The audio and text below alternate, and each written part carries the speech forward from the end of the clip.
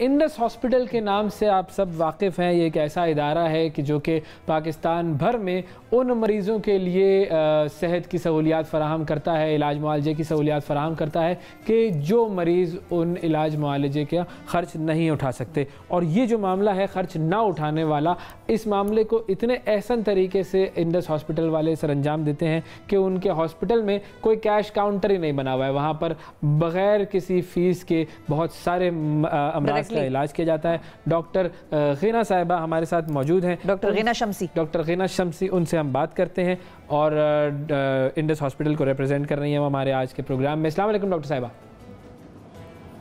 السلام علیکم جی, بہت بہت شکریہ آپ نے ہمیں ٹائم دیا. ڈاکٹر صاحبہ بہت شکریہ آپ کا کہ آپ نے وقت دیا اور آپ لوگ جس طریقے سے کام کر رہے ہیں. مجھے یہ بتائیے, ہم سب جانتے ہیں کہ 2007 میں انڈس ہاسپٹل کا آغاز ہوا تھا, وہ جو کورنگی میں جو ہاسپٹل ہے 150 بیڈز کے ساتھ اس کا آغاز ہوا تھا. اب معاملہ کہاں تک پہنچا ہے؟ اس وقت پاکستان میں کتنے ہسپتال ہیں, کتنے سینٹرز ہیں جو کہ انڈس ہاسپٹل کے زیر نظام کام کر رہے ہیں؟ الحمدللہ جی, جو کام ہم نے 150 بستروں سے شروع کیا تھا وہ 300 پلس بستر صرف کورنگی کیمپس میں ہیں. اس کے علاوہ کورنگی کے اطراف میں ہی ایک اور ہے شیخ سعید اسپتال جو کہ مٹرنل اور چائلڈ ہیلتھ یعنی بچہ اور بچہ کی صحت کے اوپر کام کر رہا ہے. اس کے علاوہ 12 اور اسپتال جو ویریس لیولز پہ پورے ملک میں کام کر رہے ہیں. کچھ پبلک پرائیویٹ پارٹنرشپ کے تحت ہیں, کچھ انڈس کے زیر نگرانی ہیں, اور اس کے علاوہ کئی ہزار پرائیویٹ پبلک ہیلتھ سیکٹرز یعنی پرائمری ہیلتھ کیئر سیکٹرز جو کہ کنٹینرز, جو کہ بوٹ, جو کہ ڈفرینٹ علاقوں کے اندر, ان علاقوں میں جہاں پہ صحت کے متعلق کوئی چیز موجود نہیں ہے وہاں پہ کام کر رہے ہیں. تو اب ملک کے کون کون سے حصے میں جو ہے وہ آپ لوگوں انڈس ہاسپٹل کا نیٹ ورک ہے؟ جی, ہم کراچی میں ہیں, مظفر گڑھ میں ہیں, بدین میں ہیں, بھونگ میں ہیں, لاہور کے اطراف کے اندر ہیں. انشاءاللہ ہمارا ایک نیا کیمپس جلد ہی جبلی ٹاؤن لاہور کے اندر اپنا کام شروع کر دے گا. اس کے علاوہ ہمارے چھوٹے چھوٹے یونٹس اور کئی جگہ پہ موجود ہیں. صحیح. اچھا ڈاکٹر صاحبہ, یہ تو ہم جانتے ہیں اور یہ بڑی یونیک چیز ہے کہ ایک ہسپتال میں کیش کاؤنٹر کا نہ ہونا. یہ تو دنیا میں ہی کہیں کوئی ایسی مثال ملتی نہیں ہے, کبھی سنا نہیں ہے. تو یہ تو ایک بہت ہی پازیٹیو چیز ہے اور یہ چیز ہر جگہ امپلیمنٹ ہونی چاہیے. اس کے علاوہ کون سی ایسی چیزیں آپ لوگوں کو بتائیں گی کہ جو انڈس ہاسپٹل کو یونیک بناتا ہے؟ دیکھیں, انڈس ہاسپٹل سب سے پہلے جب میں بھی آپ کا سیگمنٹ سن رہی تھی کہ انڈس ہاسپٹل بیس ہی اسی چیز پہ جو ابھی آپ بات کر رہے تھے کہ ہمارے یہاں کوئی تفریق نہیں ہے. ہمارے یہاں کوئی تفریق نہیں ہے. کون کہاں سے آیا ہے, اس کا کیا مذہب ہے, وہ کیا کرتا ہے, یا اس کے پاس کتنے پیسے ہیں, انڈس سب کو علاج فراہم کرے گا. اور ہم اس بات میں یونیک ہیں کہ الحمدللہ we are the Asia's only paperless اسپتال. یعنی ہمارے تمام مریضوں کا ڈیٹا ہمارے کمپیوٹر ریکارڈز میں محفوظ ہے. اگر میں کسی بدین کے اسپتال میں, جو ہمارا بدین اسپتال میں مریض ہے, اس کے بھی کوئی ڈیٹا دیکھنا چاہوں تو میں یہاں سے بیٹھ کے کراچی سے دیکھ سکتی ہوں. ہمارے اسپتال میں سارے میڈیکل ریکارڈز جو ہیں کمپیوٹر پہ محفوظ کیے جا سکتے ہیں. صحیح. اچھا یہ بھی بتائیے گا کہ اس وقت انڈس ہاسپٹل میں کس کس بیماری کا علاج ہو رہا ہے؟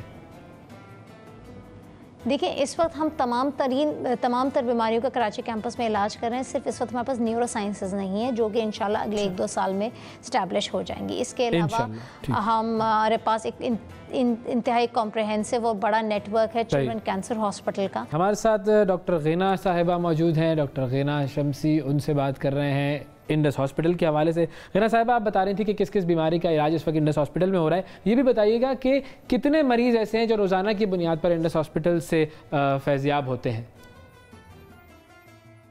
آئی تھنک لائن میں جو ہے وہ کچھ پرابلم ہے. پلیز اگر ان کی لائن جو ہے وہ دوبارہ مل جائے تو پھر چیک کر لیجئے کہ بھائی پھر ہم ان سے بات کر لیں گے, کیونکہ جو انڈس ہاسپٹل جو ہے اس کے بارے میں ہم سب بخوبی واقف ہیں کہ کس طریقے سے انڈس ہاسپٹل اور بلا تفریق بھی کرتے ہیں. سب سے امپورٹنٹ چیز یہی ہے اگر اس معاملے میں بھی فرق کرنا شروع ہو جائے, علاج زندگی بچانے کے لیے بھی اگر کوئی کسی میں فرق ہے تو یعنی کہ ابھی ہم اس لیول تک نہیں پہنچے نیچے, ابھی اوپر ہی ہیں ہم. اور ڈاکٹر عبدالباری خان صاحب کے جس طریقے سے وہ جب ہم نے ان کا اپنے پروگرام میں انٹرویو کیا تھا, جو انہوں نے اپنی ایک کہانی سنائی کہ کیسے انہوں نے اس ہاسپٹل کا آغاز کیا, کیا کیا مشکلات آئیں اور پھر وہ تمام مشکلات جو ہیں انہوں نے عبور کی اور انہوں نے ایک ایسا ادارہ بنا دیا کہ جو کہ آج پورے پاکستان کے لیے مثال ہے. ڈاکٹر غینا صاحبہ ہمارے ساتھ موجود ہیں. غینا صاحبہ, آواز آ رہی ہے آپ کو؟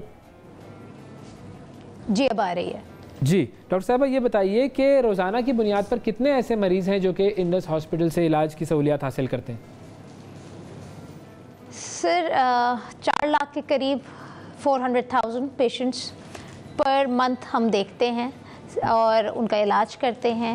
اس علاج معالجے میں نہ صرف ٹیسٹ اور ان کی کنسلٹیشن ہوتی ہے بلکہ آپریشن بھی شامل ہوتے ہیں اور اس کے بعد ریہیبلیٹیشن بھی ہوتی ہے, کیونکہ اکراس پاکستان الحمدللہ ہمارے 4 بڑے سینٹرز میں ہمارا ریہیب سینٹر بھی ہے جو کہ لوگوں کو واپس فعال بنانے کی کوشش کر رہا ہے, جن کے یا تو اعضاء کسی وجہ سے نکال دیے گئے ہیں یا وہ زندگی کسی ایسی چیز سے گزرے ہیں جس کے بعد وہ ایک اچھا انسان بننے یعنی ایک فعال انسان بننے کی کوشش کر رہے ہیں. صحیح. اچھا ڈاکٹر صاحبہ یہ بھی بتائیے کہ اب ایک تو ڈونیشنز آپ لوگوں کو آتے ہوں گے جو آپ لوگوں کے ڈونرز ہیں یا ایک وہ والا سائیڈ ہے ڈونیشنز کا, دوسرا ہوتا ہے زکوٰۃ والا. تو آپ لوگ یہ کس طرح ڈیٹرمن کرتے ہیں کہ کون سے مریض کو زکوٰۃ پہ ٹریٹ کرنا ہے اور کون سے مریض کو ڈونیشنز پہ ٹریٹ کرنا ہے؟ اور یہ کیا ڈونیشنز بھی ٹریسیبل ہوتے ہیں کہ کون سا ڈونیشن کس مریض پر لگا خرچ ہوا؟ جی یہ بالکل ممکن ہے. دیکھیں جب ہی کوئی پیشنٹ آتا ہے انڈس اسپتال میں اس کا ایک کارڈ جنریٹ ہوتا ہے, اس کے بعد اس کا ایک بہت تفصیلی انٹرویو لیا جاتا ہے جس کے اندر وہ ایک حلفیہ بیان دیتا ہے جس کے بعد یہ تعین ہوتا ہے کہ وہ زکوٰۃ کا مستحق ہے یا صدقات اور ڈونیشنز کی طرف جائے گا. اور جو مریض زکوٰۃ کے مستحق ہوتے ہیں ان کو زکوٰۃ سے ٹریٹ کیا جاتا ہے, جو ڈونیشن کے مستحق ہوتے ہیں ان کو ڈونیشن سے ٹریٹ کیا جاتا ہے. اور یہ سب کو ٹریسیبل ہے, یہ ٹرانسپیرنٹ سسٹم ہے, آڈٹ ہوتا ہے جو کہ آڈٹ اویلیبل ہوتا ہے. صحیح. فائنلی یہ بتائیے گا کہ کس طریقے سے لوگ ریچ آؤٹ کر سکتے ہیں اگر انڈس ہاسپٹل کے کار خیر میں وہ حصہ ملانا چاہیں؟ آپ انڈس اسپتال کے 24/7 ہیلپ لائن پہ کال کر سکتے ہیں, آپ آن لائن ڈونیشن جمع کروا سکتے ہیں اور آپ اپنی قریبی جو ہمارا سینٹر ہے اس پہ کال کر سکتے ہیں. آپ کے ڈور سٹیپ سے بھی کلیکٹ کر لے گا انڈس. بہت شکریہ. صرف انڈس کو یاد رکھیے کیونکہ انڈس آپ سب سے ہے. بالکل اور بہت شکریہ آپ کا کہ آپ نے وقت دیا اور اتنے بڑے پروجیکٹس کے بارے میں ہمارے ناظرین کو آگاہی دی. اور ہمارے ناظرین بھی, ہم سب جانتے ہیں پاکستانیوں کا تو سلسلہ یہ ہے نا کہ وہ تو ڈونیٹ کرنے میں اور کار خیر میں حصہ لینے میں کتنا آگے ہیں. تو جتنے بھی کار خیر کے پروجیکٹس ہم آپ کے سامنے لے کر آئے ہیں, چاہے وہ بڑے پروجیکٹس ہیں چاہے چھوٹے پروجیکٹس ہیں, ان سب کا حصہ بننے کی کوشش کیجیے.